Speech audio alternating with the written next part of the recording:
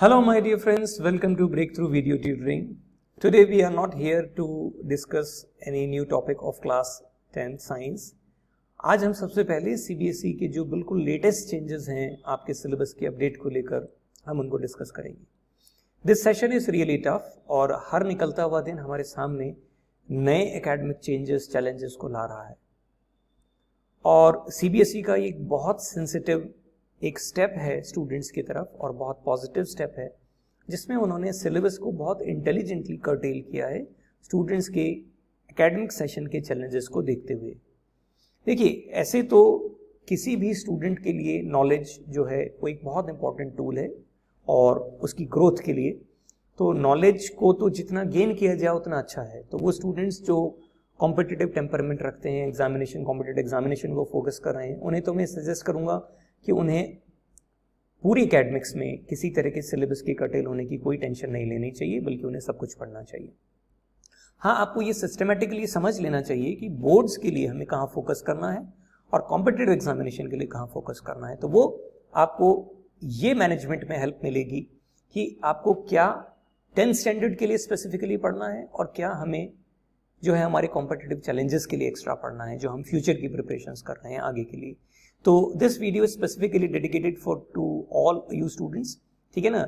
This will help you to remove all your confusions related to this academic session for science, what to study and what not to study. तो let's start with very single detail of the CBSE that has provided to us. मैंने easy करने के लिए situation को आपके comparison जो है वो क्या किए हैं कि लास्ट ईयर के सिलेबस को और इस सेशन के सिलेबस को आपके सामने कंपेयर कर लिया है. तो लेफ्ट साइड में जो सिलेबस है वो लास्ट ईयर का है, दैट इज 2019-20 और ये जो है 2021 का सिलेबस है. देखिए, CBSE ने अपने एग्जामिनेशन के विजन और स्कोप में कोई चेंज नहीं किया है. दोनों ईयर के अगर आप विजन और स्कोप को देखेंगे तो इसमें किसी तरह के कोई चेंजेस आपको नहीं दिखाई देंगे. ये वर्ड टू वर्ड सेम है. So they are not at all changed. इसमें कहीं किसी तरह के कोई चेंजेस आपको दिखाई नहीं देंगे. Not changed. ठीक है ना. आप इसे वर्ड टू वर्ड भी ऑब्जर्व करेंगे तो कहीं कोई चेंजेस आपको दिखाई नहीं देंगे. इनफैक्ट CBSE ने पूरे सिलेबस को कुछ थीम्स में डिवाइड किया हुआ है. जैसे आप देखेंगे तो ये थीम्स हैं food, material, the word of the living, how things work, moving things, people and ideas, natural phenomena, natural resources, ये सब. तो ये भी अगर आप देखेंगे तो इनमें किसी तरह का कोई चेंज आपको देखने को नहीं मिलेगा. ये थीम्स जिनके ऊपर आपका सिलेबस बेस्ड है वो सेम है. ऐसा मैं इसलिए कह रहा हूँ जिससे आपको आगे समझ में आएगा कि जब सिलेबस को फिजिक्स, केमिस्ट्री, बायोलॉजी में डिवाइड किया जाता है तो कहाँ अगर सिलेबस कर्टेल किया गया है तो किस जगह से सिलेबस को कम करने से कहाँ जो है उसकी वेटेज जो है मार्क्स की जो है बैलेंस की गई है, ये आपको समझ में आएगा. आपके एग्जामिनेशन पैटर्न में किसी तरह के चेंजेस नहीं है. आपका फाइनल एग्जाम पहले भी 80 मार्क्स का होता था और अभी भी 80 का है. फुल सिलेबस पर बेस्ड है, जितना सिलेबस अभी बताया जाएगा उसमें. और 20 मार्क्स के इंटरनल असेसमेंट होते थे, वो अभी भी 20 मार्क्स के इंटरनल असेसमेंट होंगे. So there is no change at all. ठीक है. पीरियोडिक असेसमेंट 10 मार्क्स के जो होंगे, जैसा कि 5 मार्क्स के असेसमेंट 3 होते थे पहले और उनमें से 2 बेस्ट को सेलेक्ट किया जाता था. 2 बेस्ट को सेलेक्ट किया जाता था. सेम वही पैटर्न अभी भी है, उसमें कोई चेंजेस नहीं किए गए. हाँ, वो टेस्ट होंगे कैसे, वो स्कूल कब कंडक्ट करेंगे, कोविड सिचुएशन के नॉर्मलाइज होने के बाद में ये स्कूल्स अलाउ होंगे, एग्जामिनेशन सिस्टम कोई बनेगा, वो एग्जामिनेशन किस तरह से होंगे, वो MCQ बेस्ड होंगे, वो ओपन बुक एग्जामिनेशन होंगे, वो ओरल टेस्ट होंगे, स्कूल कैसे कंडक्ट करा पाएगा, ये सारी चीज़ें अभी गाइडलाइंस नहीं आई. तो हम ये मान के चलें कि एग्जामिनेशन के पैटर्न में फर्क नहीं है. हाँ, एग्जामिनेशन कंडक्ट होंगे कैसे वो बात की बात है. ठीक इसी तरह से कि जो कुछ आपके एग्जाम थे वो डाइवर्स मेथड्स पर बेस्ड थे, जिसमें क्विज हैं, कॉन्सेप्ट मैप्स हैं, ओरल टेस्ट हैं, उनमें किसी तरह के शॉर्ट टेस्ट हैं, उनमें कोई चेंजेस नहीं किए गए हैं. और उनकी 5 मार्क्स की वेटेज फाइनल रिजल्ट के लिए ऐसी कैसी रखी गई है, इसमें कोई चेंजेस नहीं किए गए हैं. As you can see that. Practicals और प्रैक्टिकल्स से रिलेटेड प्रोजेक्ट वर्क्स और पोर्टफोलियो के ऊपर भी कोई चेंजेस नहीं है. प्रैक्टिकल्स के 5 मार्क्स बिल्कुल एग्जैक्टली वैसे ही हैं. हाँ, प्रैक्टिकल्स की लिस्ट छोटी हो गई पहले के कंपैरेटिवली, जो भी हम देखेंगे. ठीक इसी तरह से जो एक पोर्टफोलियो आपको डिजाइन करना होता था, ठीक है ना, वो पोर्टफोलियो डिजाइन प्रोजेक्ट वर्क जैसे आप कह सकते हैं, वो भी अभी ऐसा कैसा है, इसमें कोई चेंजेस नहीं किए गए. हाँ, कौन से टॉपिक इसमें लिए जाएंगे वो अभी आपको हम डिस्कस करके बता देंगे कि सिलेबस को कैसे मोल्ड किया गया है, ठीक है ना, दैट वी कैन सी। तो नाउ लेट्स सी कि सीबीएसई ने सबसे पहले क्या यूनिट्स में किसी तरह का कोई चेंज किया है। अनलाइक 9th स्टैंडर्ड जहां पर 2 यूनिट पूरी की पूरी हटा दी गई हैं, आपके यहाँ पर 10th स्टैंडर्ड में 5 यूनिट्स में कहीं कोई यूनिट को डिलीट नहीं किया गया है, यूनिट्स पूरी वैसी की वैसी हैं। मार्क्स की वेटेज चेंज है, कैन यू सी, यहाँ 25 मार्क्स थे वेटेज के, फर्स्ट यूनिट जो है केमिस्ट्री की, यहाँ 26 मार्क्स हो गए हैं। Second unit world of language में कोई चेंज नहीं है, as you can see that. Natural phenomena 12 कोई चेंज नहीं है। इफेक्ट्स ऑफ करंट 13 की जगह यहाँ ये 14 यूनिट्स हो गई हैं। तो फिर मार्क्स कहाँ गए हैं, मार्क्स नेचुरल रिसोर्सेज में 2 यूनिट कम किए गए हैं, तो ये चेंजेस यहाँ है। बाकी टोटल मार्क्स ग्रैंड टोटल में कहीं कोई चेंजेस आपको नहीं दिख रहे हैं। अब ये चेंजेस कैसे एप्लीकेबल हैं वो देखते हैं, कैसे चैप्टर वाइज चल के। 9th स्टैंडर्ड में उन्होंने क्या किया है कि पूरे चैप्टर को रिमूव कर दिया है, जिनका कोई रिलेशन नहीं था, ये जिनकी कोई बहुत बेसिक इंपॉर्टेंस नहीं थी, उन्हें हटा दिया है 9th स्टैंडर्ड से। लेकिन 10th स्टैंडर्ड में ऐसा नहीं किया गया, 10th स्टैंडर्ड में चैप्टर के पार्ट्स को डिडक्ट किया गया है। तो इसलिए आपको बहुत इंटेलिजेंटली समझना होगा कि आपको क्या पढ़ना है और क्या नहीं पढ़ना है। केमिस्ट्री के first chapter that is chemical reactions and equations में कोई चेंज नहीं है, it is same, not at all any word is changed, बिल्कुल वैसे ही है। इसी तरह से सेकंड चैप्टर जो है एसिड बेसिस एंड सॉल्ट्स, इसमें भी किसी तरह का कोई चेंज नहीं है, it is exactly the same one, कोई चेंज नहीं है। तो जिन स्टूडेंट्स ने ये चैप्टर्स पढ़े हैं, ये पढ़ रहे हैं, उन्हें मान के खुशी होनी चाहिए कि उनकी मेहनत बेकार नहीं गई है। 9th स्टैंडर्ड में उन्होंने केमिस्ट्री का फर्स्ट चैप्टर ही हटा दिया, तो जिस स्टूडेंट ने पहले पढ़ लिया था उसको ऐसा लगेगा कि यार मेरी मेहनत बेकार गई, लेकिन ठीक है, मेहनत कभी बेकार नहीं जाती है, ठीक है। अब हम आगे बढ़ते हैं और केमिस्ट्री के थर्ड टॉपिक पर आते हैं। Now this is something interesting.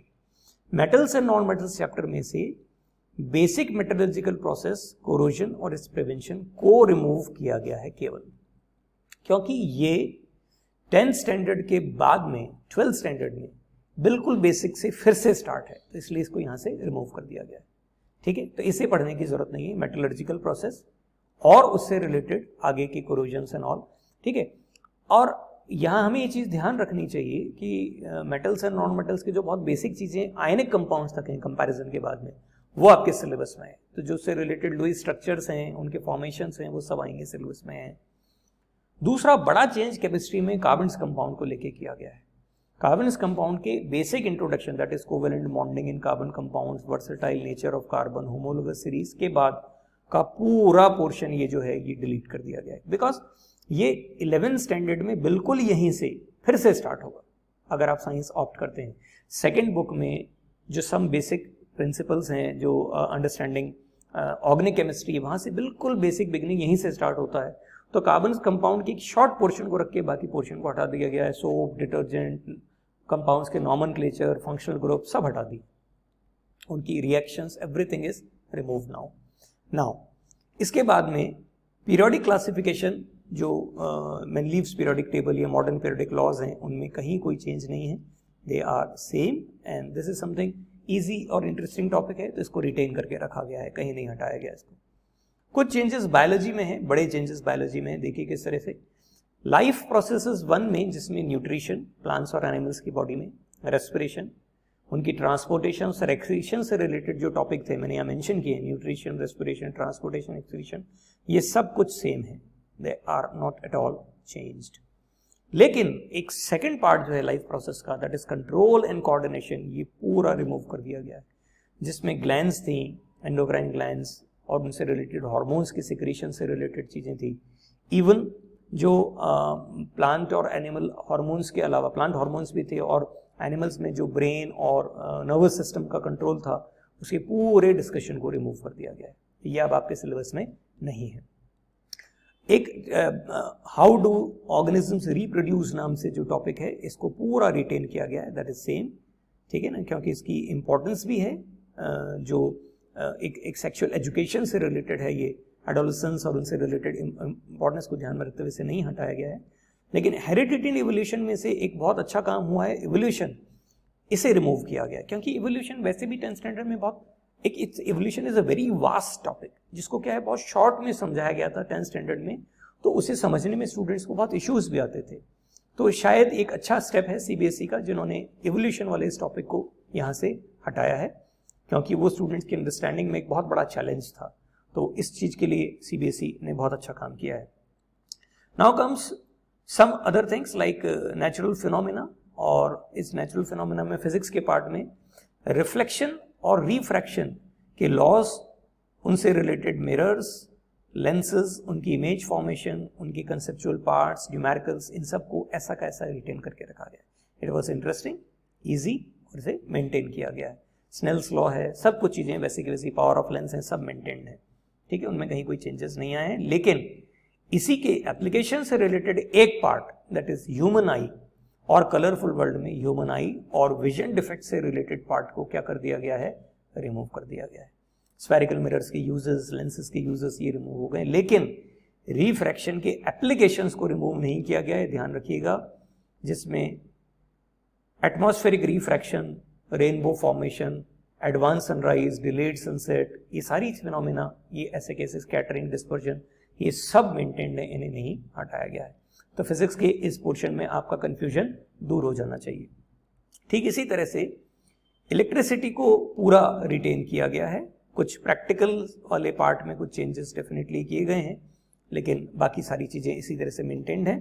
और करंट इलेक्ट्रिसिटी पूरा, उसके हीट इफेक्ट्स भी पूरी तरह से आपके सिलेबस में है। मैग्नेटिक इफेक्ट्स ऑफ करंट में से एक इंपॉर्टेंट पोर्शन जो है, जो अगेन पहले से भी कुछ एक तरह से कहना चाहिए कंट्रोवर्सी में रहा करता था, कि इलेक्ट्रिक मोटर्स और जनरेटर्स वाला पोर्शन और डोमेस्टिक सर्किट्स का, वो रिमूव कर दिया गया है एज सच। तो ये भी एक सीबीएसई का अच्छा स्टेप है, क्योंकि स्टूडेंट्स को उसपे एक थोड़ा सा उनके लिए चैलेंजिंग था ये पार्ट। बाकी तो समझने में आसान था, लेकिन ये पार्ट थोड़ा सा चैलेंजिंग था, तो उसे हटा दिया गया है। ठीक है, अब आते हैं एनवायरमेंटल स्टडीज से रिलेटेड कुछ चीजों को, जैसे sources of energy. Now this is something which you have studied lot in your previous classes in environmental studies. तो इसके लिए सीबीएसई ने रिन्यूएबल, नॉन रिन्यूएबल रिसोर्सेज के इस पार्ट को पूरी तरह से रिमूव कर दिया है, जिनमें thermal power plants, dam, hydro electricity, उनसे रिलेटेड ये सब चीजें रिमूव कर दी हैं। हाँ, एनवायरमेंट की स्टडीज को पूरा ना हटाते हुए आर एनवायरमेंट टॉपिक को रिटेन किया गया है, जिसमें ecological balance, food chain, food web, that's very general thing. Environmental studies में जो आपने छोटी क्लासेस में पढ़ी उसे रिटेन है। और एक बहुत अच्छा स्टेप लिया है सीबीएसई ने, कि जो मैनेजमेंट ऑफ नेचुरल रिसोर्सेज वाला टॉपिक था, इसे आपके पोर्टफोलियो डिजाइन में ले लिया है। ठीक है ना, तो इसे यूनिट 5 को जो है ये पूरी तरह से पोर्टफोलियो डिजाइन में ले लिया है। अब इसे आपको आपके फाइनल असेसमेंट के लिए पढ़ने की जरूरत नहीं है। यह क्लियरली मेंशन्ड है कि ये ईयर एंड असेसमेंट में आपको पढ़ने की जरूरत नहीं है, ईयर एंड एग्जामिनेशन में नहीं आएगा। रिमेंबर दिस, ये केवल एक पोर्टफोलियो डिजाइन, प्रोजेक्ट वर्क के डिजाइन के लिए ही बचा है। तो अब अगर हम इंटायर सिलेबस को एक बार ध्यान से देखें, तो देखिए मेटल्स केमिस्ट्री में, ये दिस इज केमिस्ट्री में मेटल्स एंड नॉन मेटल्स के पूरे हिस्से को नहीं, मैंने मार्क जरूर किया है, लेकिन काफी हिस्से को, ठीक है ना, करीब 50% मान सकते हैं पार्ट को हटाया गया है। और कार्बन कंपाउंड का तो 75% पार्ट हटा दिया है। तो अगर मैं केमिस्ट्री को ध्यान से देखूं, तो केमिस्ट्री में ऑलमोस्ट 30% सिलेबस आपका रिड्यूस कर दिया गया है। Then we come to physics, और अगर हम फिजिक्स की बात करें तो फिजिक्स में काफी चेंजेस हैं, क्योंकि sources of energy, human and colourful world का कुछ पार्ट, मैग्नेटिक इफेक्ट्स का कुछ पार्ट, इसे अगर हम देखें तो 25% में मानूंगा सिलेबस रिमूव हुआ है, क्योंकि इसका एक पार्ट ही हटा है, पूरा नहीं हटा है, और इसका भी एक पार्ट हटा है, पूरा नहीं हटा है। लाइफ प्रोसेसेस में, बायोलॉजी में, ये बायोलॉजी का पोर्शन जो है, बायोलॉजी में अगर आपके पास आपकी एनसीईआरटी और कोर्स बुक होंगी या रेफरेंस बुक होंगी, तो now you can compare. Life process 2 पूरा हटा दिया गया है। इवोल्यूशन वाला पोर्शन, हेरिडिटी एंड इवोल्यूशन में केवल इवोल्यूशन वाला पोर्शन, और मैनेजमेंट ऑफ रिसोर्सेज पोर्टफोलियो में चला गया है। तो अगेन यहाँ पर भी आप देखेंगे तो ये 30-35% सिलेबस ऑलमोस्ट कम हुआ है। तो ऑन एन एवरेज मैं मान के चलता हूँ कि 10th स्टैंडर्ड में 30% सिलेबस जो है वो रिड्यूस हुआ है, कम किया गया है। कुछ चेंजेस जो हैं वो प्रैक्टिकल्स की स्टडीज में किए गए हैं। अब देखते हैं प्रैक्टिकल की स्टडीज में कहाँ कैसे चेंजेस हैं। जैसे सबसे पहला पीएच, हालांकि एसिड बेसिस एंड सॉल्ट से रिलेटेड पार्ट था, लेकिन ये सारे पीएच से रिलेटेड एक्सपेरिमेंट्स हटा दिए गए हैं। ठीक है, ये finding the pH of the following samples of the pH paper और universal by using pH paper और यूनिवर्सल इंडिकेटर, ये हटा दिया है, जबकि चैप्टर है आपके सिलेबस में, लेकिन ये पार्ट हटाया गया है। Studying the properties of acids and bases, HCl, NaOH, ये पोर्शन जो है वो मेंटेन्ड है, इसमें कोई चेंजेस नहीं है। ठीक है ना, ये सेम इसी तरह से मेंटेन्ड है। एसिड बेसिस एंड सॉल्ट का ये पोर्शन मेंटेन्ड है। जब हम टाइप्स ऑफ रिएक्शंस पे आते हैं केमिकल रिएक्शंस एंड इक्वेशन में, तो ये पूरा portion same, decomposition, displacement, combination, double displacement reaction, इनसे रिलेटेड एक्सपेरिमेंट, रिएक्टिविटी सीरीज, इनसे रिलेटेड कहीं कोई चेंजेस नहीं हुए हैं। ये इंपॉर्टेंट है, ये ऐसा ही मेंटेन किया, क्योंकि ये केमिस्ट्री का बहुत बेसिक पार्ट बनाता है। अगर इसकी अंडरस्टैंडिंग आपकी नहीं होगी तो आपको केमिस्ट्री आगे पढ़ने में दिक्कत आएगी, इसलिए इसको रिटेन किया गया है। इसी तरह से करंट इलेक्ट्रिसिटी में पोटेंशियल डिफरेंस और करंट का जो रिलेशन है ओम्स लॉ का, ये मेंटेन्ड है, इसमें कोई चेंजेस नहीं है। लेकिन इक्विवेलेंट रेजिस्टर्स वाला जो पोर्शन है और प्रिपेयरिंग, ये दो पोर्शन जो है, ये तो करंट इलेक्ट्रिसिटी का पोर्शन था, इक्विवेलेंट रेजिस्टर्स को कैलकुलेट करने का ये हटा दिया है। और इसी तरह से बायो में टेम्परेरी माउंट वाला पोर्शन जो है स्लाइड्स का, ठीक है ना, ये हटा दिया गया है, क्योंकि आपने लोअर क्लासेस में भी इसे किया है। आप ऑलरेडी 9th स्टैंडर्ड में करके आए हैं, तो 10th स्टैंडर्ड में से करने की जरूरत नहीं है। ठीक, इसी तरह से experimentally show the carbon dioxide, ये रेस्पिरेशन का पोर्शन है, ये इंपॉर्टेंट है, इसे मेंटेन किया गया है। लेकिन 8 नंबर पे जो एक्सपेरिमेंट आपको दिख रहा है, ये कार्बन कंपाउंड से related, that is study the following properties of acetic acid, ये पूरा ऐसा कैसा रिमूव कर दिया गया है, क्योंकि सिलेबस से ही हट गया है। ओके, पूरा। इसी तरह से study of comparative cleaning capacity of sample of soaps and detergents, ये क्योंकि आपके सिलेबस से सोप और डिटर्जेंट ही हट गया है, तो इसे क्या कर दिया गया है, रिमूव कर दिया गया है, ऐसा पोर्शन ये पूरा रिमूव कर दिया है। जबकि determination of focal length of concave mirror convex lens, ये मेंटेन्ड है। Tracing the path of ray of light passing through a rectangular slab, ये रिफ्लेक्शन और रिफ्रैक्शन से रिलेटेड टॉपिक्स हैं, इसलिए इन्हें ऑप्टिक्स में मेंटेन किया गया है। Studying of binary fission in amoeba and budding in yeast, ये आपकी रिप्रोडक्शन चैप्टर से रिलेटेड हैं, तो ये रिलेटेड हैं, अभी इन्हें नहीं हटाया गया है।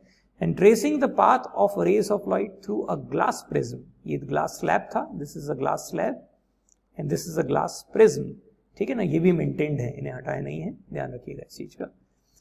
Now the finding the image distance for varying object distances in case of convex lens and drawing, ये पूरा पोर्शन हटा दिया गया है, ठीक है ना। एंड रिप्रोडक्शन चैप्टर से एम्ब्रायो की स्टडी के लिए, डाइकॉट सीड के एम्ब्रायो की स्टडी के लिए ये पोर्शन जो था, जिसमें पी या ग्राम के एम्ब्रायो के सीड्स थे, मतलब सीड्स के एम्ब्रायो की स्टडी थी, वो भी पूरी तरह से रिमूव कर दिया गया है, ठीक है। तो लेंसेस के कुछ पार्ट जो हैं वो करंट इलेक्ट्रिसिटी में से, कुछ पार्ट बायोलॉजी में से, इस तरह से हटा के आपके प्रैक्टिकल स्किल्स को भी, जो पहले 15 टॉपिक्स हुआ करते थे, अगर आप कैलकुलेट करेंगे तो you will come to know कि देयर इज समथिंग 8 और 9 टॉपिक्स आर लेफ्ट। तो यहाँ जो चेंजेस हैं वो कंपैरेटिवली ज़्यादा हैं। आई मस्ट से कि यहाँ करीब 40% चेंज आपका सिलेबस का हुआ है। तो आई होप अब आपके सामने ये बिल्कुल क्लैरिटी से पिक्चर आ गई होगी कि आपको आपके सिलेबस में 10th स्टैंडर्ड की प्रिपरेशन करते समय कहाँ ज़्यादा फोकस करना है और किन टॉपिक्स को सिर्फ कॉम्पिटिटिव एग्जामिनेशन के लिए रखना है, उनको एग्जामिनेशन पॉइंट ऑफ व्यू से नहीं पढ़ना है, ठीक है। तो आई होप आपको हमारे इस लेक्चर से आगे सेशन में बेनिफिट होगा। इसे जो है आप अपने पास सेव करके रखें, इस लेक्चर को ज़रूरत पड़ने पर आप बार बार देख सकते हैं, क्योंकि हो सकता है स्कूल में पढ़ाते समय कुछ टीचर्स जो हैं अगर वो उनकी नॉलेज अपडेट नहीं है या बाई चांस अननोइंगली उन टॉपिक्स को पढ़ा दें, उनके ऊपर वर्क दे दें या कोई प्रैक्टिकल्स उसके ऊपर असाइन कर दें, तो any time you can ask them ये सिलेबस से रिमूव हो चुका है, हम इसमें हमारा टाइम वेस्ट ना करें, ठीक है। तो अगर आपको ये सारी इन्फॉर्मेशन अच्छी लगी हो तो आप आपके 10th स्टैंडर्ड के फ्रेंड्स के साथ इसे ज़रूर शेयर करें और उनके कन्फ्यूजन्स को कम करने की कोशिश करें। आई रिक्वेस्ट यू टू, अगर आपने हमारे चैनल सब्सक्राइब अब तक नहीं किया है तो करें, इसे मैक्सिमम स्टूडेंट्स के साथ शेयर करें, जिससे ज़्यादा से ज़्यादा स्टूडेंट्स अपने इस एकेडमिक चैलेंज के कन्फ्यूजन से बाहर निकल सकें। Thanks for watching us. See you in the next lecture. Bye-bye.